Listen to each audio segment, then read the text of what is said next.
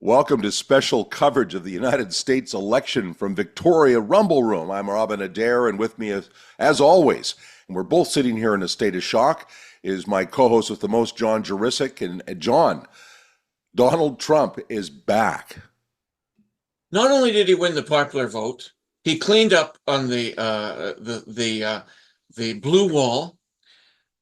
He's literally obliterated the Democrats, except for the coasts. They're now a coast party. So we are clearly not getting what is going on down there. But there are some implications for Canada. Let me list them quickly. Ukraine, Russian imperialism. There's a huge Ukrainian community in Canada. Impact. Tariffs.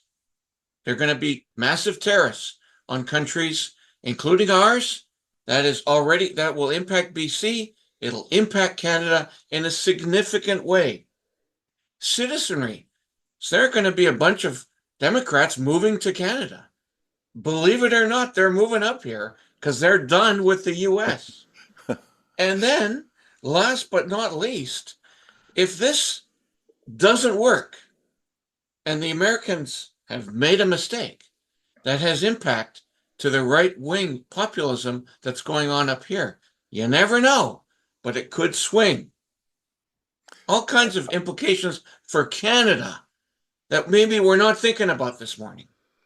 Well, and those are worst case scenarios. We don't know exactly what he's going to do with the tariffs. We do have a free trade agreement, but he is for sure going to get in and want to renegotiate the free trade agreement once again. And he's not a fan of Canada. He's really not a fan of Justin Trudeau. Right. And as for this diaspora of people coming to Canada, it's not so much American Democrats. The Trump government, I believe, is going to really push hard to move illegal aliens or immigrants who haven't got their papers out of the United States and get them out pronto. So those people are going to be desperate.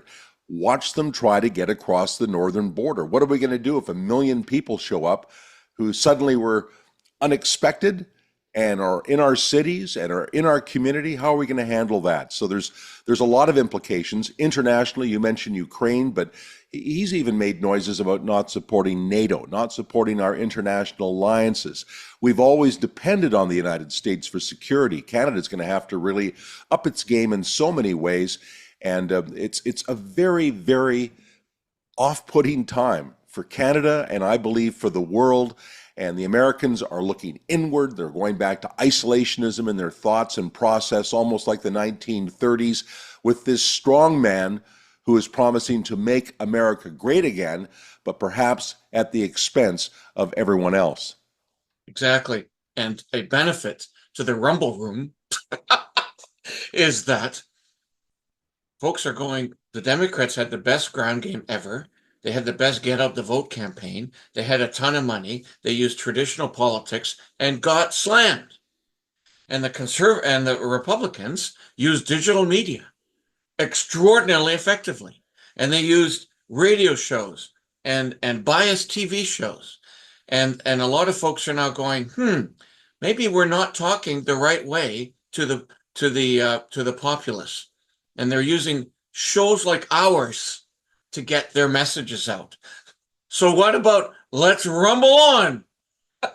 Absolutely, John. We're going to have way more on this U.S. election in our upcoming major Rumble Room show. We're going to feature Ryan Painter. We're going to have our good friend David Schneider in to talk about the economy and implications there. So lots to go forward with on the Rumble Room, and we hope you stay with us as we carry on coverage of elections near and far on this program.